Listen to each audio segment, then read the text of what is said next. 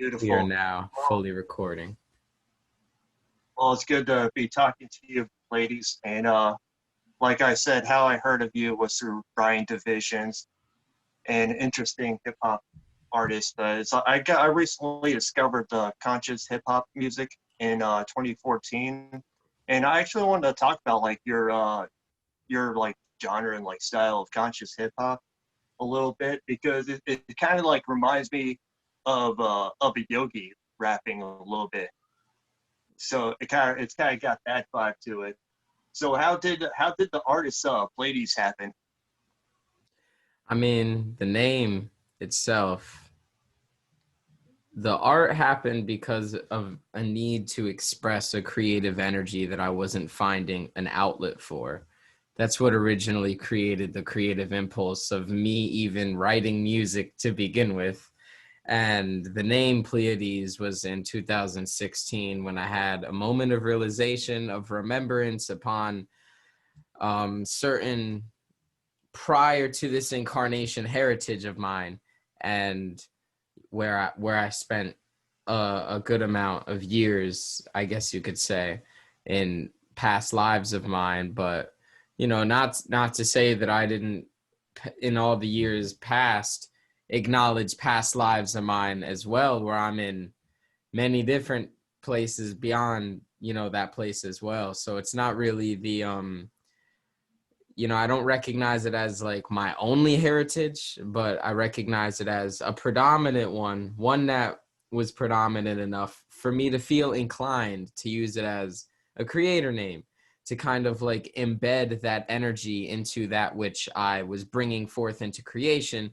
Because from the beginning, even although obviously my consciousness has evolved with my art throughout the years, even before I was at the level of consciousness I am while creating, I still had a very powerful and potent view of, the purity at some extent, intuitively, like how pure my vision was for everything. So I just kind of figured, that I just knew intuitively the principles of the Pleiadians, I suppose you could say, before I even learned anything.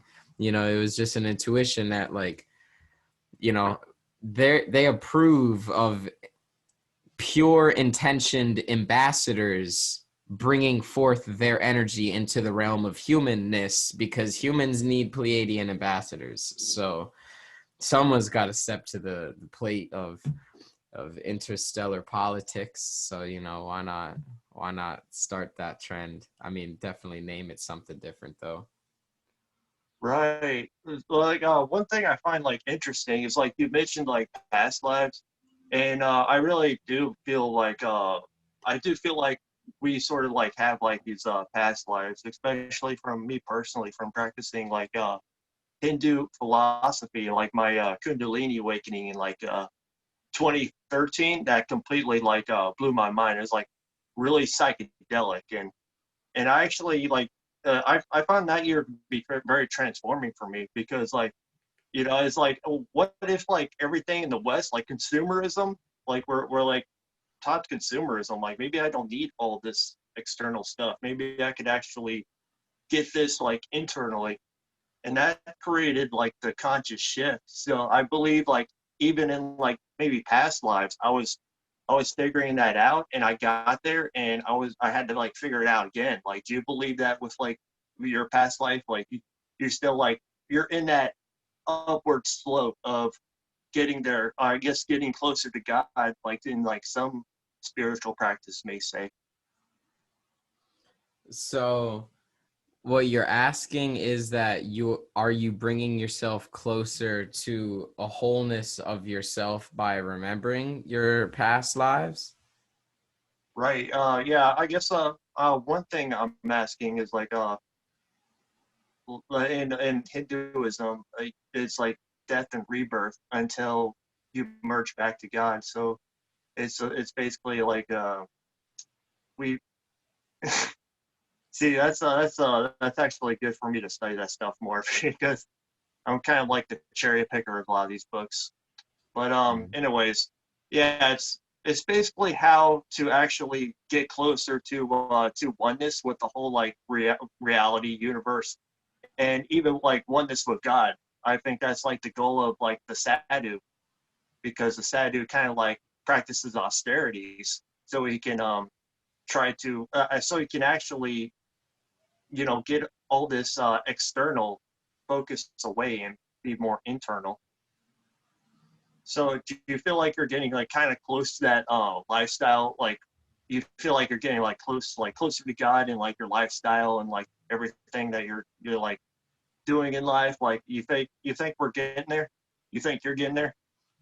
Yeah, I mean, those are two very similar questions, and that is, I Right. mean, well, the answers to them is, essentially pretty much yes for both. Within myself, I feel that way, that I am bringing more God or source or the universe or Christ consciousness or whatever you want to call it. I'm bringing more of that energy into every single moment of my existence, including my daily affairs that far transcend just the time duration dedicated towards, practices and techniques and things of that nature in every moment. And I do similarly feel this way with the entire collective, speaking generally and objectively on a whole. Yes, absolutely. I feel as if we are transitioning into that. And I've been witnessing that happen within myself and within the communities, for a good amount of years, at least since I've been aware enough to look and be completely observant towards that, which has only been like about the past half decade or something like that. And the amount of growth that I've witnessed within people's levels of awareness and their, most importantly, I feel appreciation for the moment is really what I feel is at the up front and center of all of the other pillars of spiritual practice and lifestyle. Is, it's all built around the foundation of appreciation for the present moment. From that state of being, the appreciation of the present moment is where, as a byproduct, we start to have the impulses to speak or act or think in a certain way based from that frame of perspective. So that transition towards the individuals that are coming into that state of awareness of the present moment at the core front of all of their actions, it's on an uprise. It's on an uprise. And the more people begin to talk about these things and get on podcasts randomly talking about the present moment and just, embodying obviously that lifestyle, becoming that which you wish to see in the world, you therefore literally become it. If you want to see something in the world, become it. And then more is attracted to that vibration. You're going to attract similar vibrations. So that's really the key to it. The key is that it's all very simple. It's truly very Right. simple.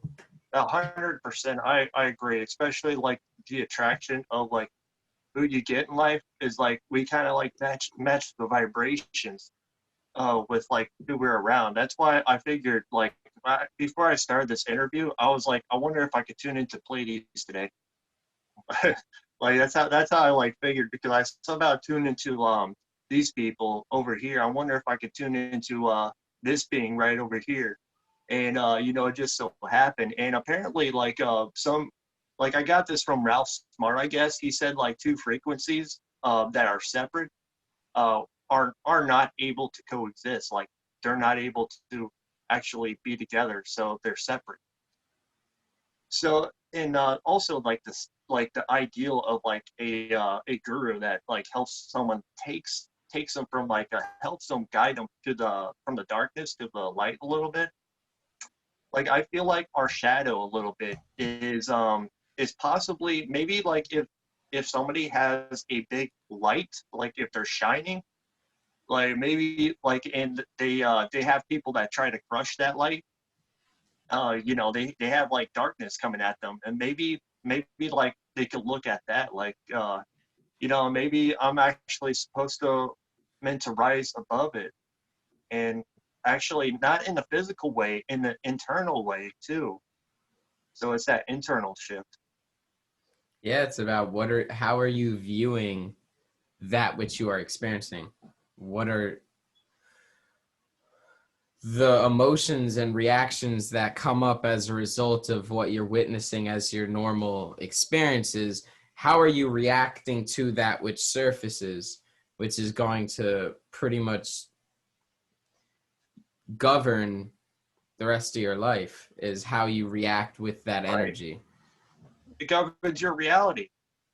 So, Yeah. like, So it's how you allow your vibrational state to be influenced, and therefore what you put into your vibrational state or your vortex, so to speak, is how you are going to interact with the world. Your aura is how you interact with the world, and that's going to affect the events of your world because you're bringing forth similar vibrational events.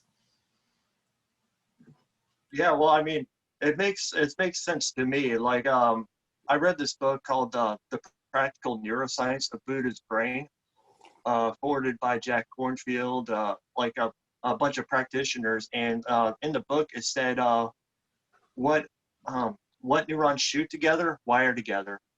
So if we have like a really strong reaction towards a negative entity or a negative experience in our lives, we're actually more able to ingrain that into our like conscious patterns.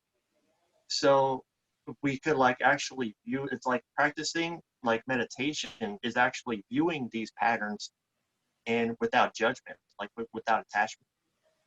And I believe like a lot of that is like the goal of like maybe even healing a lot internally. Yeah, and because really, when you really look at it, observing your patterns enough from a neutral vantage point, you just gonna choose to not do things that don't make sense to your spirit. It's just a natural byproduct of having a heightened awareness. If you keep on coming into this heightened awareness and you keep on seeing like, yo, in my everyday life, I'm falling into this thing where every day at 5:31 p.m. I get aggravated over something in my life, or I fuel this coworker or colleague of mine that fuels this whole intellectual debate, and then I get all flustered up about it every single day around 3:30 Right. p.m. and like Yeah, stuff like that. You're just like, yo, like I don't want to fuel that manifestation any longer. It doesn't feel good. That's what it really comes down to. How the fuck does it feel? You're not meant to feel like ass. The reason why you feel like ass is because that's guiding you towards how to not do that, to feel something else. The emotions are guiding us towards what we should and shouldn't do. Something feels good, do a little bit more of that. Something doesn't feel good, maybe don't do so much of that. It's kind of like a subtle guidance and navigation system that we have within ourselves when we tap into it. right. And that's the thing. Like we got comfort, because it's so beautiful to travel and see like fall in this and all the fall colors and to see like mountains and all this stuff. But It it's is really very comfortable. beautiful. Yeah, it's just comfortable staying home. And that's when like the feeling comes in. It's like it's like a quiet life of desperation. You Yeah, know, I it, see that. I see that perspective. I mean, not everybody. Some people really enjoy it, but like not me personally. Like if like you have that feeling, if you have that feeling, like if it's you, like if it's your life, then great. But if it's like something it's like a burning desire where you had to like actually go somewhere else from the place that you're at right now and go somewhere else, then it's actually like your emotions are guiding you. And a lot of people aren't doing that. Yeah. Yeah. Yeah, no, it's a powerful tool to be cognizant of, and you can only really take advantage of the tools that exist. If you got a utility belt that's invisible, you can't really use any of the utilities on the belt. You got to be able to see that utility belt to know what's on it to be able to use it. So the more people being aware of these connections that we have to these guidance systems, the more people are gradually starting to become aware and starting to go online. Just like as one person why your evolution matters so much is because you can go within yourself, realize something. You realize that on behalf of the collective hive mind of which you are tapped into, and the thoughts that you know, like for example, if somebody from their home, they individually upload something on the internet, like some type of research paper or something, now that's accessible to the whole fucking internet once they put it on their you know, internet server that goes out to the wider internet of the collective consciousness, and now anyone and everyone has access to it. And in that same way, that's our path, you know, with our recognition of God's self, of, you know, attaining that presence and the implications of it, you know, because everything that are like the universal principles and all of the different teachings from channelings and ancient texts and you know, prophets of our times and all the different things, they're all derivative byproducts of information from source. Each and every one of them that delivered information was abstractalized in some way, shape, or form from the same origination of source. And when you tap into source, you don't need the words or the practices that they use. Those are helpful. But if you tap directly into source, that's, you know, that's home base Right. right there. You It's plug a right in to the source. right. It's like a universal experience, right? Like a lot of people that tap into this interesting thing, it's basically you feel like a oneness with all that there is. I feel like there's no separation between me and the walls, the atoms between that always that like reaches out all the way to you, and like there's no separation between you and the background, the foreground, and all that. So and we access this interesting experience through like meditation, even sleep sometimes, through that different brainwave states. Yeah, it's these times when we experience specifically like really profound mystical experiences, whether that be from meditation or whatever means that it may be, some very, you know, intimate experience with the spiritual realm, so to speak, in whatever case that it may be. These are all glimpses of our natural state of being. So when we do see these states of being at a heightened state, we're like, you know, holy freaking shit, this is a lot. This is, you know, this is, I feel like I am the earth. I feel like there's no difference between any sentient being and any particle in the universe. I feel as if, you know, I can't tell any difference, even if I wanted to find some type of separation. You know, there is so little of separation that I don't even know how to start separating things into being able to conceptualize again, you know, like all these types of thoughts. And, you know, what our mission here is to do is to not have an experience like that and then want to just jump into, like, say, for example, very common example, psychedelics, right? You know, a lot of people take psychedelics, they have a over the top, you know, they go to frickin' dimension 259, you know, especially like take some ayahuasca DMT type experience. Oh They my go goodness. straight into the ancestral realms, right? Straight up and down. And then, you know, some people will have experiences like that, especially with like DMT, and they will want to just like, now that they know that these in-depth civilizations of higher dimensional beings exist all around the place, all everywhere, all the time, you know, they just want to go there. They're like, yo, fuck this earth shit, you know, that's cooler, you know, I want to go there. And that separation that one builds is, you know, it's going to eventually like slow down your evolutionary path, because of the fact that our evolutionary path is to take the energy, insights, wisdom, healings, implications, and all of that from these higher dimensional states of being and bring them into the physicalness, bring them into the human plane, bring all Right. that stuff here, you know, because they're disembodied they're disembodied beings. When we're interacting with higher dimensional entities, 9 times out of 10 or some crazy odds like that, they don't have a physical body. They don't operate in these physical realms.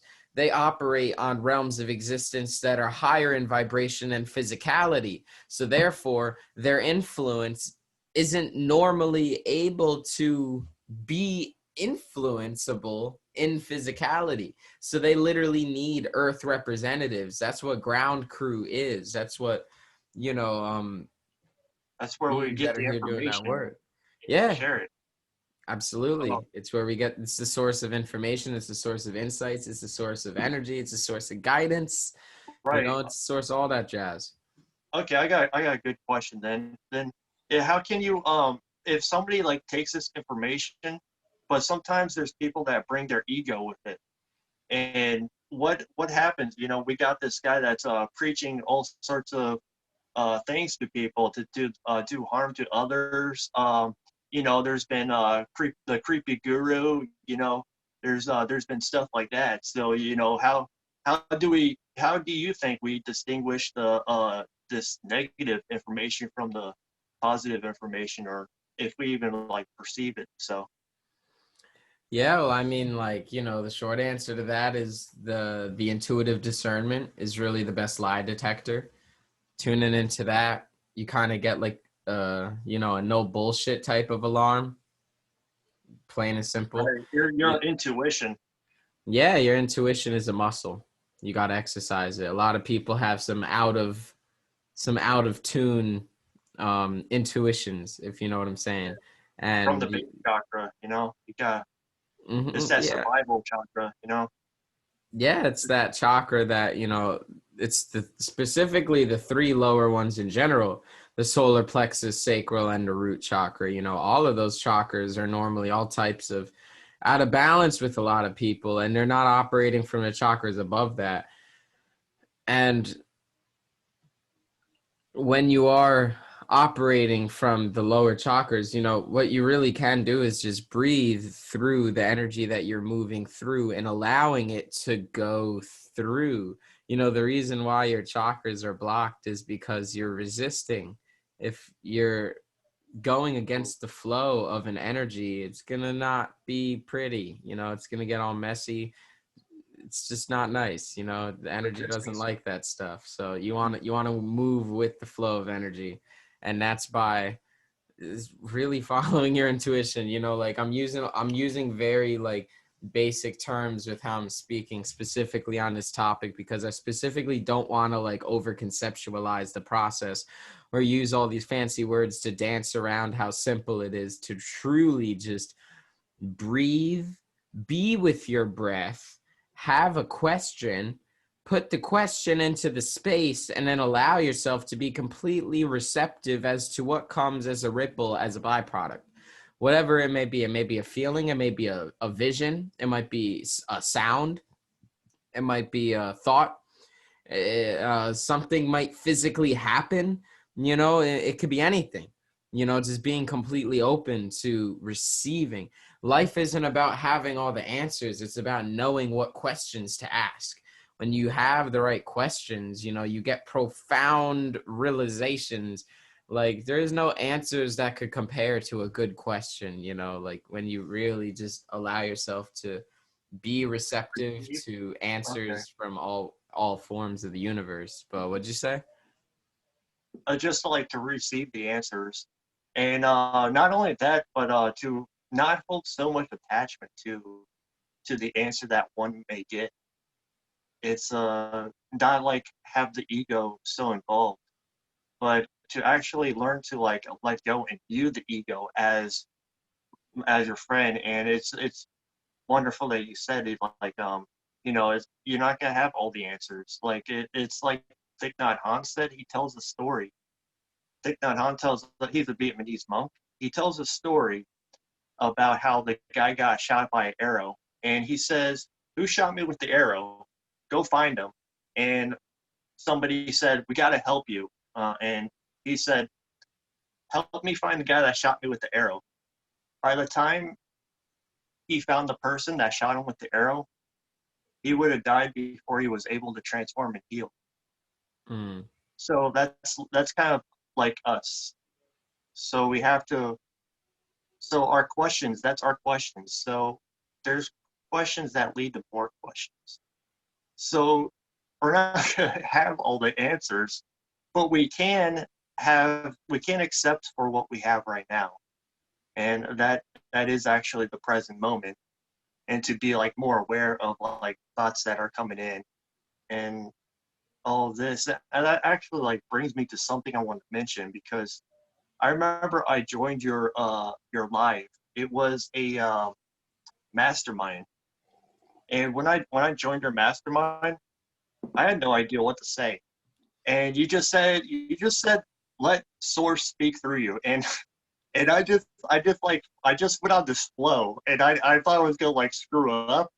I was thinking that in my head, but I was just like flowing, and like it turned out to like be like really like chill and relaxing, and it's like I got the point across like that. So actually connecting to that like source is like it's really useful, and maybe like not conceptualize it so much. Like maybe it's not no big deal.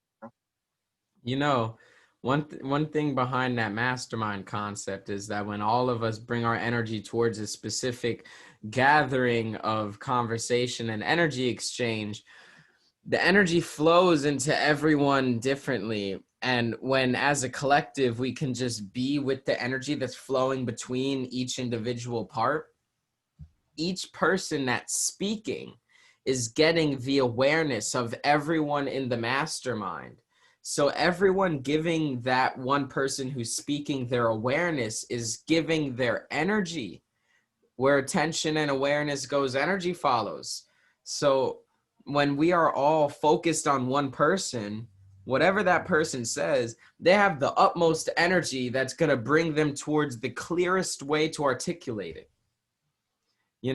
They actually speak of that in a book I just finished recently called the Celestine Prophecy. Profound text, very good stuff. I really love that book. Who's And it by? yeah, it's a wait, what'd you say? Oh, who's the author? Something Redfield. It's by James Redfield. Okay. Yeah, I have the book right over there. James, I think it's James. Yeah, James Redfield, The Celestine Prophecy. Very popular book. They actually have a movie after it. I read like 150 of the pages yesterday, and then ended up watching the movie as well that corresponds to it. I personally like the book a bit more. I feel like the book was more in depth, but that's normally how it goes with, they got to fit an entire book into an hour and 40 minutes, I think the movie was, or whatever. But regardless, it describes a lot of the ways that this source energy flows throughout our world. And basically the book is based off of the Peruvian texts of a manuscript from the Mayan civilization. And they describe how basically what happened to the Mayans, how the Mayans understood our world, and how, they say in history books, the Mayans just disappeared overnight. Just no dead bodies found, no trace. It's fucking gone. They say a whole civilization advanced, had a whole zodiac system, calendars, mathematics, all types of crazy advanced insights, things that humanity is just now starting to remember a lot of. Motherfuckers just disappeared. And they say that the reason for this was because the time of their disappearing happened around 12,000 years ago at the time of the last equinox cycle, at the end of the Kali Yuga, basically the last shift. So what that means in freaking English is that, the last time that the Earth went through this planetary shift was when the Mayans were around, and they rode that shift into transitioning into an entirely different dimension that you could really only call heaven or something. It's just a higher spiritual dimension where they're just able to exist, and they don't interact with the realm of matter, although they can see the realm of matter, but the realm of matter can't see them. So they could see everything happening here, but we can't see everything happening there. It's like one of those looking glasses, how it's like the one way looking glass, how it's like a mirror or a glass or something, how one person, it looks like a mirror, and how the other person, they could see right through it and stuff like that. It's literally just like that. And it's a trippy universe we live in, bro. It's a trippy universe. Yeah, that's so interesting because I think about like interdimensional beings a lot. So I guess like the Mayans are sort of like in that we're in that realm a little bit possibly, and Yeah. right. So in to like think about like interdimensional beings, it's like we could kind of like get there, and if we like quiet like sort of like quiet our thoughts a little bit, and it's just not natural like it's just not like a natural topic of like discussing this stuff. Even though there's like really interesting phenomenon Bro, going on like all the time. beyond the this isn't an interesting, I mean, this isn't a topic that's talked about often, and beyond the, we could get there, we already are there, bro. The technology is plentiful. We've been reverse engineering alien technology from ancient times in the modern age since the turn of the 20th century, since the beginning of the 20th century, 1915, around that time with the Roswell crash. That's when in the United States we started reverse engineering this higher dimensional craft, these extraterrestrial crafts.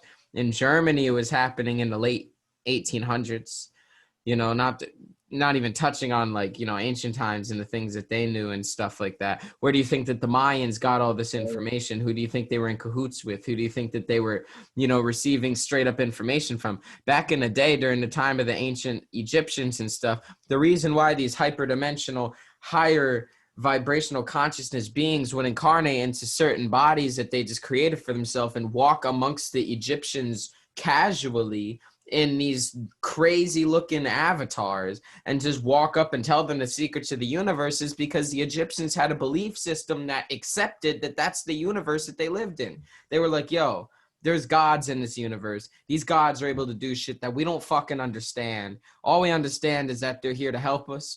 They're positive beings, and if we're good to them, maybe they'll help us. That was basically like their perspective towards aliens that in mythology got passed down with the term gods. Because what else do you call beings that are able to do all the shit that they were able to do?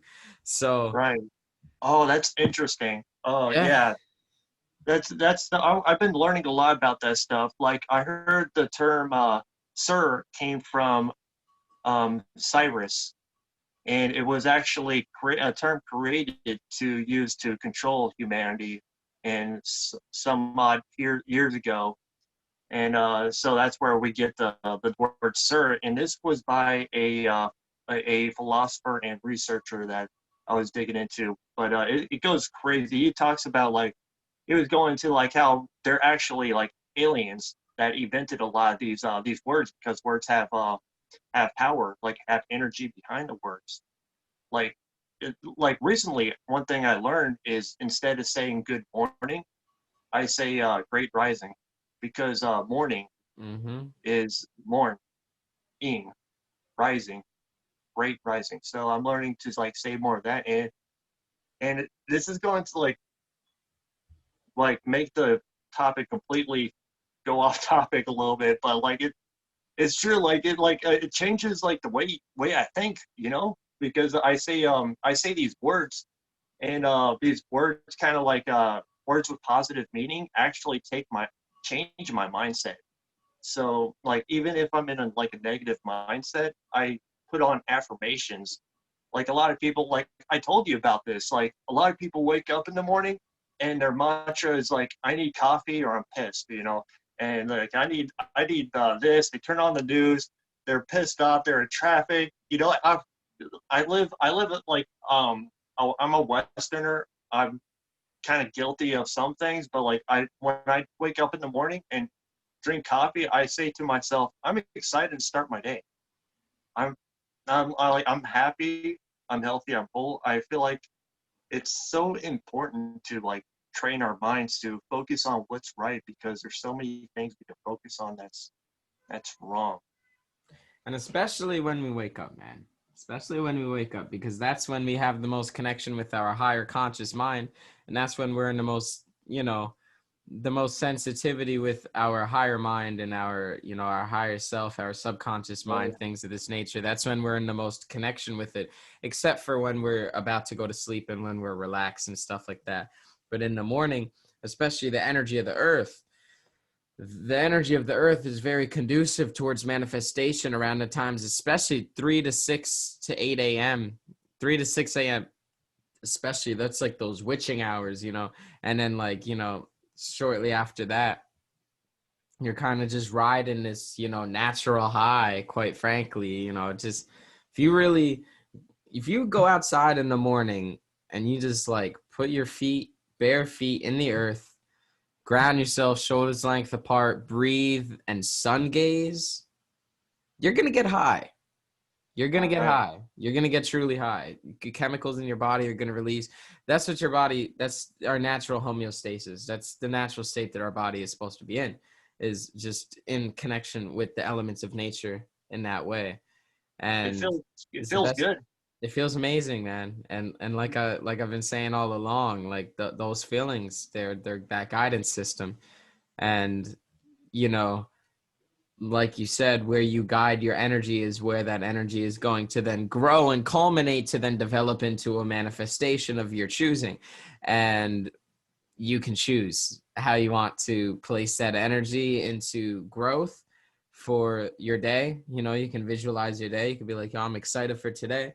I'm going to get this song done, or I'm going to make this art piece, or I'm going to write this, or I'm going to do that, or I'm going to experience this, or I'm going to go meditate here. I'm going to go do yoga over here. I'm going to go do a flying backflip off of a pipeline of an airplane that's going into a volcano that I'm going to go out on the other side into a tsunami or some shit like that. It's just like visualizing how you want your day to go, and Right. if that's how you want your day to go, you can make it go that way. You can make it go whatever way Yeah. you want, but you have the power to create that Right. intention and place that ripple into the pond, so to Yeah. speak. Great example, by the way. I like that.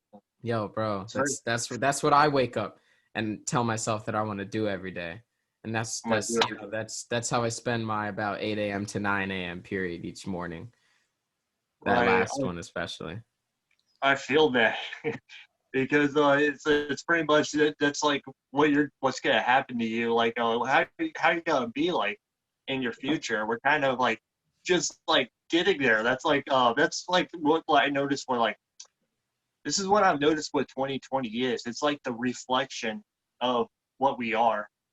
So if you were neurotic, because we live in the United States of neuroticism, then there we're gonna probably manifest more neuroticism. And now you have well, I don't want to get political, but you see like the reflection of like the neurotic behaviors of people. But at the same time, there are people that are actually kind of going above that a little bit. So there are people that are actually moving towards their goals, their aspirations in life. And they just learned they just love their family more. Like that kind of happened to me, I just like, I'm good. I love my family, it could be like some simple stuff, but some people kind of like just hang on to that and just you know, they try to distract their shadow. They're not facing their shadow, they're just getting away from it. Like, focused on all the negative stuff. I don't remember where I was going with that, but this is like what I see in like a civilization. So I feel like I'm I'm kind of optimistic. What do you think? In terms of how Like how how society's going? Like how people in general, like how we kind of treat each other, and how like our culture is kind of evolving in all different ways.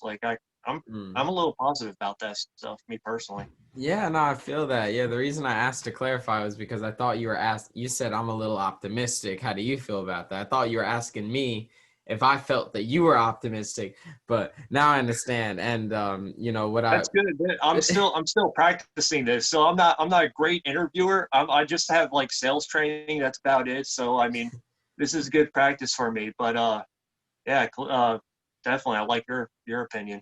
Yeah, man. No, you're doing great, bro. You're definitely doing great. But what I was gonna say is, yeah, bro, to say I'm optimistic would be an understatement.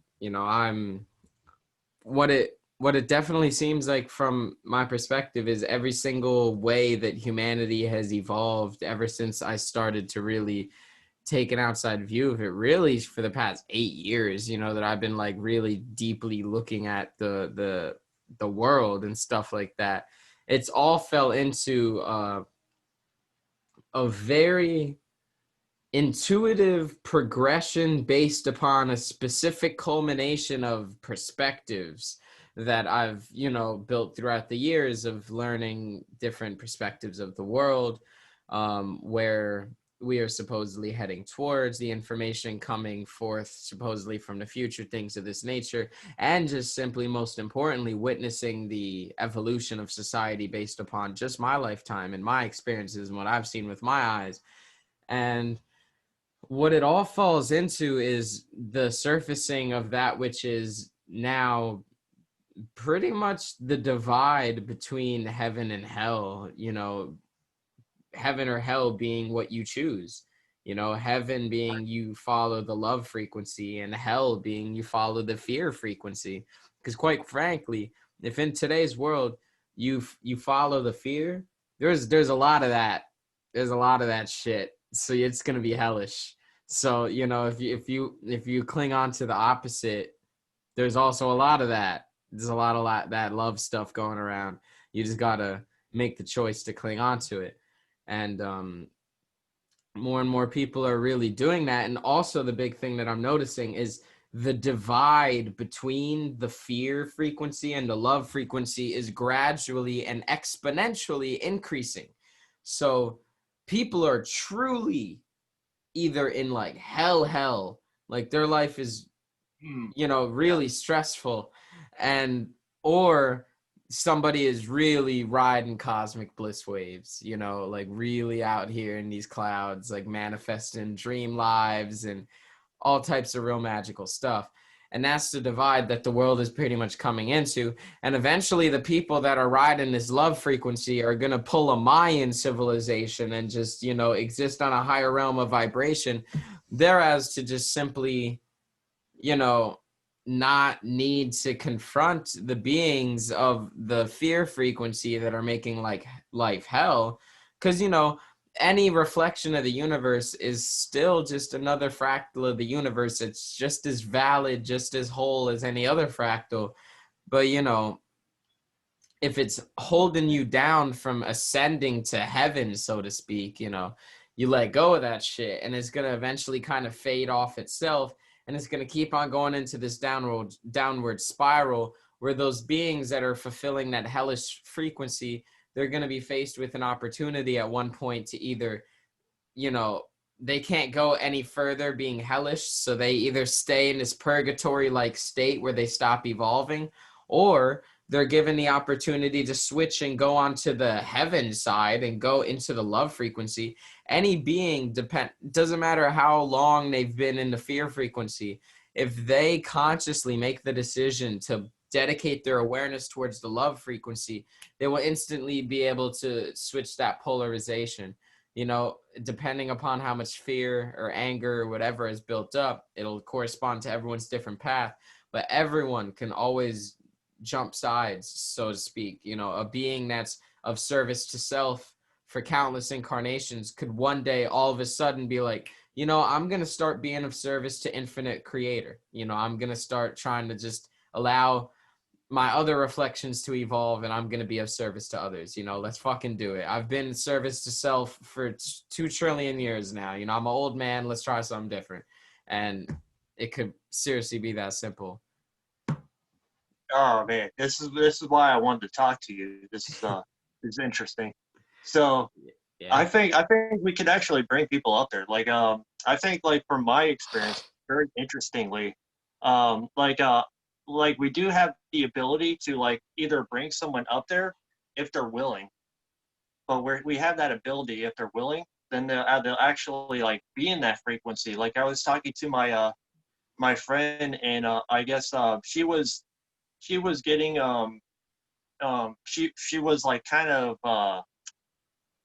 she was kind of like angry about like she was angry. So and I just kind of like viewed her and just like completely 100% accepted her for who she is, and I just like I allowed her to be in her angry state, and she left and she came back and she said she apologized. Said, I'm sorry. I'm like I said I love and accept you, like it's starting to rub off on like some people. If you like, some people actually get there and like follow you. That's why we lead by example.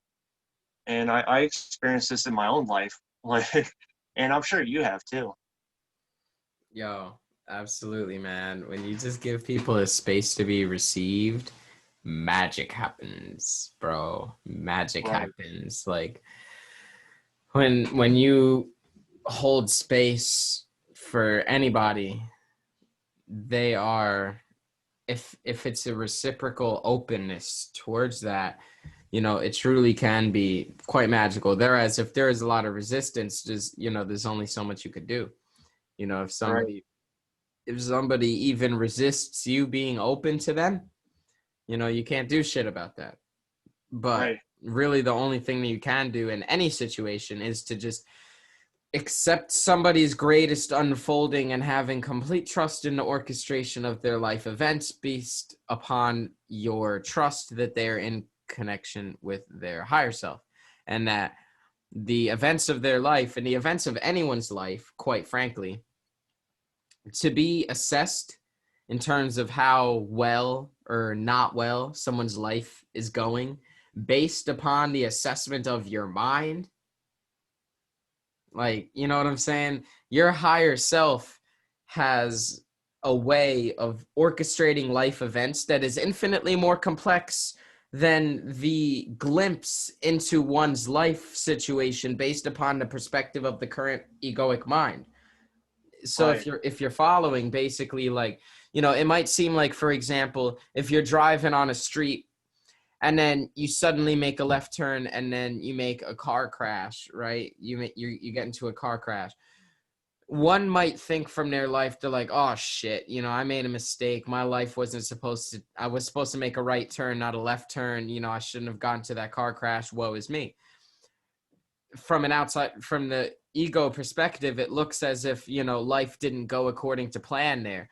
But from the cosmic perspective of the higher self orchestrating the events of one's life, who's to say that the car crash wasn't exactly what was supposed to happen for the highest vibrational timeline of the individual, because of the fact that the car crash is going to lead to a spiritual rebirth and evolution where they would heal anything physically that happened to the body through a connection with their spiritual essence that would then follow forth into the rest of their life, how they would influence people, so on and so forth. So like, how we view our life is, really just, it's honestly, for lack of better words, it's like irrelevant a lot of the times. How we view our life is really just how we feel about it. How quick can we induce a love state within ourselves? How quick can we drop in meditation and induce the state of source flowing throughout our vessel consciously, inducing that cosmic connection? How readily are we able to plug in to source, so to speak, and governing our lives off of that rather than the way that we normally govern our lives? And this is all a very natural byproduct when we just live more and more in this awareness. It's just stuff that we don't right. really think to do. So that's basically like turning things around by giving it your own spin a little bit. That's how I sort of see it. It's the meaning what we give life is the meaning we'll get back, and we can conceptualize, but at the same time, the mind is genius because we like to actually get entrapped in our mind. Why did this happen to me? It's like that story I told you about the guy that got shot by the arrow. It's like, we there's like all these questions and not getting answered and all this stuff. And that happens to a lot of people, and I've been guilty of it too in the past.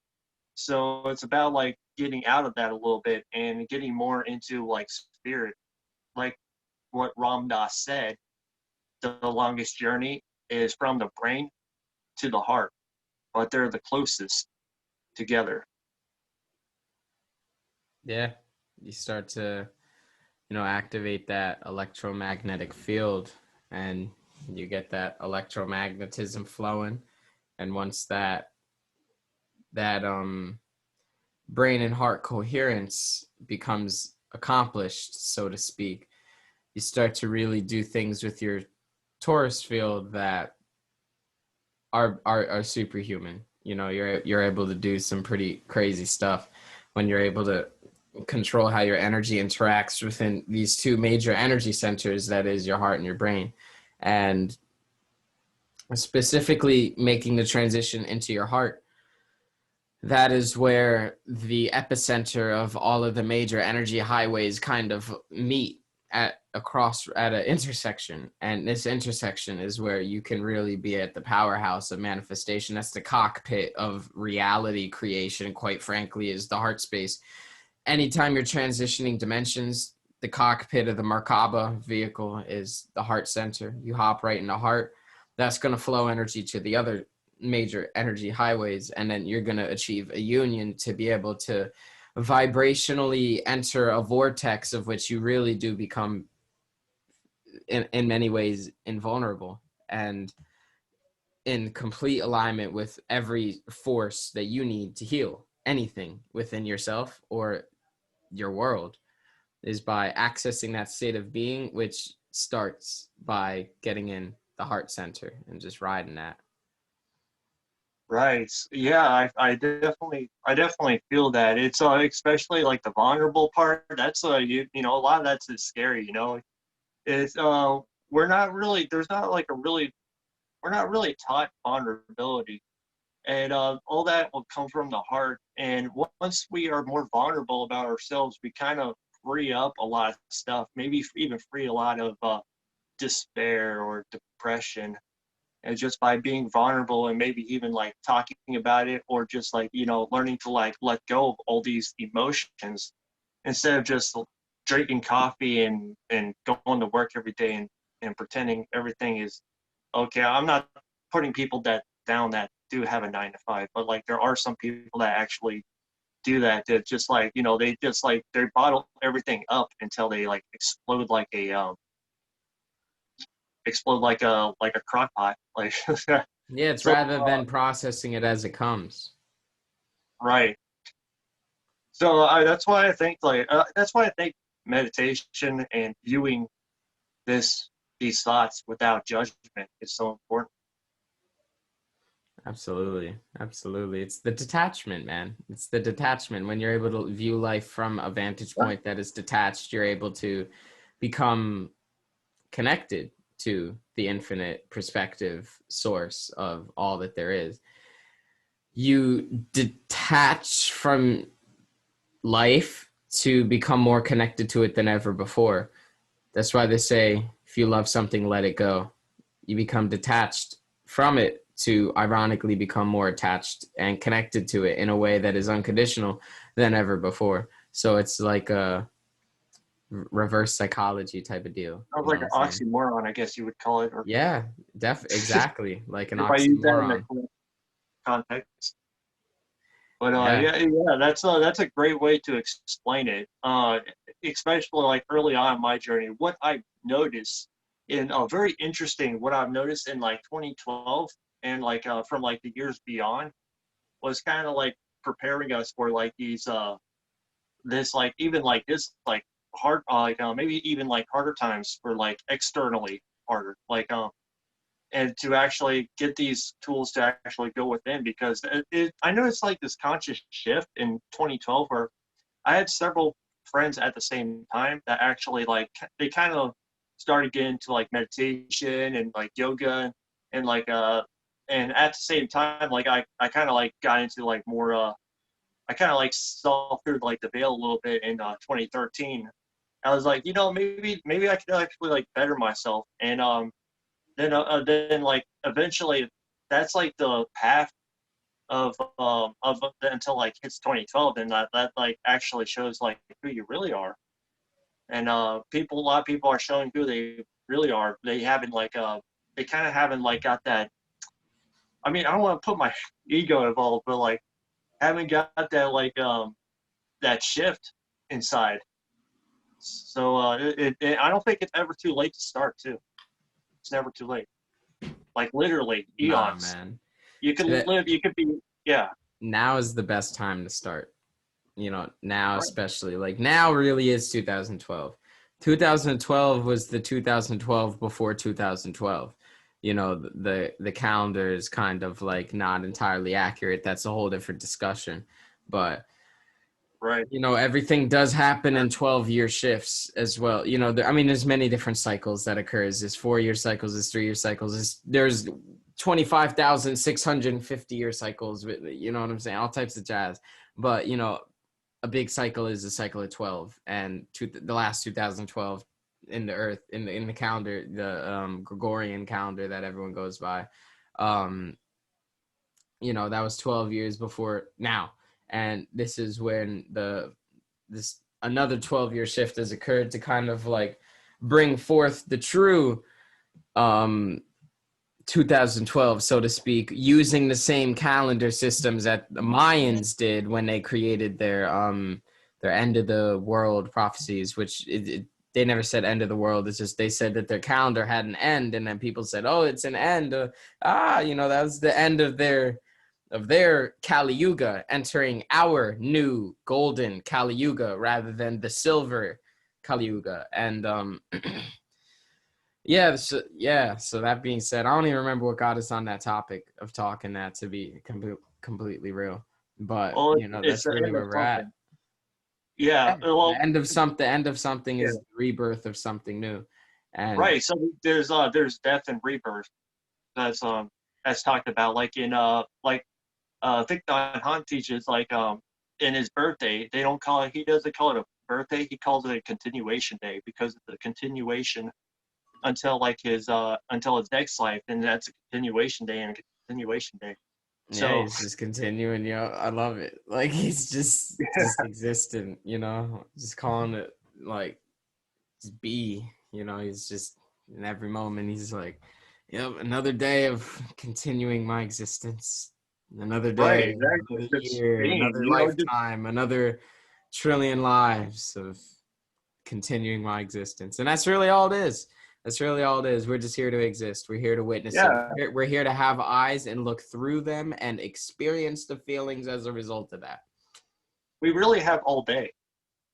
Yo, we got all microcosm and macrocosm together. We got all What's of the it. rush? Yeah, what we have eons. What's the rush? You know? There is no rush. There's no rush because there's no time, and there's no haste besides that which we place Wow. upon ourselves. And when we remove that, we reach liberation that's ineffable. That's unlike anything you've ever seen before, because we realize that every single time that we've not been liberated is because we've placed that thought or allowed that thought to enter our awareness and consume our state of being. When we can choose where we allow our awareness to inhabit, we can choose our state of being, because where your awareness dwells is how your state of being is going to then emanate as a byproduct. And Yeah, we're manifesting. absolutely, bro. Yeah, we just kind of Absolutely. And us getting manifested. And it's Yeah. just the more individuals that are coming together in groups that are making this happen at a much more accelerated rate, because even just two people in comparison to one makes an exponential difference. It's so Right. much of a difference. It's insane. Like, that's where the key is, and that's why it's happening so quick, because people are getting together in much more bigger numbers than two these days. And we're putting together giant gatherings and all types of ways for people to connect intimately within this space and to amplify these states of vibration within ourselves, anchor it within the collective. And it's already here. If anyone has witnessed with conscious eyes the world for the past 5 years alone, leading up to present day, it's all apparent. You know, it's not belief in scripture. It's simple explanation of what we're currently witnessing. And then to say that with the past 5 years that have happened, and then to hold that same context with the next 5 years to come. Wow. It's a lot, man. It's a lot. It's I always say, get your butterfree popcorn. Shit's about to get real. Get your seatbelts going. We're about to hit some cosmic turbulence. Just like you go to a nice airplane ride, you're going to go to a nice place. You're going to hit some turbulence. The airplane ride's going to be nice. You might have some crackers. You might have some wine. You might have a nice cup of water at your side. And maybe a nice airplane view. You're right above the clouds. Very nice. You might even see views. People are going to be grumpy. Yeah, yo, and exactly. Sometimes people are grumpy, but always, unless you're really going somewhere that's not far, you're going to hit some turbulence. It's gonna fucking the whole shit is gonna be like the plane is breaking. If you see little kids, they might start crying. People are gonna be like, "Oh my god!" And oh yeah, my inner child cried a lot this year. Bro, that's part of the experience of flying. Right? Yeah, we're just we're just hurling through space right now. Like, bro, that's all we're ever doing. We're just surfing this beautiful cosmic ocean of existence that we know to be life. We're just surfing different waves of emotion, different waves of energy, man. And yeah, bro, that being said, I am pretty much getting towards the I kind of got to start going in the next like 5 minutes or so we can start to kind of wrap this in. But that's really all that we've been doing with this whole cast, man, just surfing these cosmic waves of energy and emotion. And that's what forms conversation. One thing I want to like actually ask, that's good that we're wrapping up because I gotta go too, is like, how can people free themselves like from this, like, or actually, due to meditate or transcend this ego during this like rough time, or what do you think people do?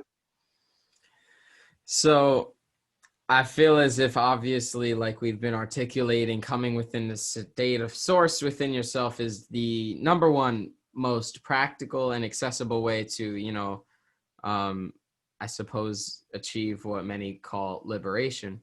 And the way to which I would, just start stating that for the rant, because someone might hear that like, oh, how do I induce source within myself? Sit down, look at whatever you're looking at, and consciously induce the perspective of beauty in your environment.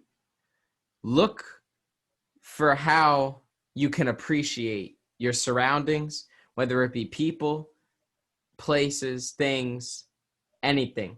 Look at how you can appreciate your environment. And then while you're appreciating your environment, you're feeling a state of love, breathing very slowly. It's a key to breathe slowly because that affects your physiological state of being. That affects how your organs function. That affects the way that your brain releases endorphins. It affects all types of ways. It affects your consciousness. The physical, mental, and spiritual aren't independent realms. They're all intercorrelated with one another. What happens to your body affects your mind and your spirit. So all these types of things play important roles. So you want to appreciate your environment, breathe very slowly. And then as you are focusing on this appreciation and you are feeling a vibrant love connection with your environment, breathing into your environment and then receiving from your environment and creating this torsion field of reciprocating energy flow. This is especially, obviously the most ideal in nature of some kind with living entities or with people, to kind of like create a reciprocal energy exchange, especially trees and, mostly nature. That's like really like the best way to do this, but really it could be done anywhere. And if you don't have anything to look at, I close my eyes and I focus on things to appreciate, and I do the same technique.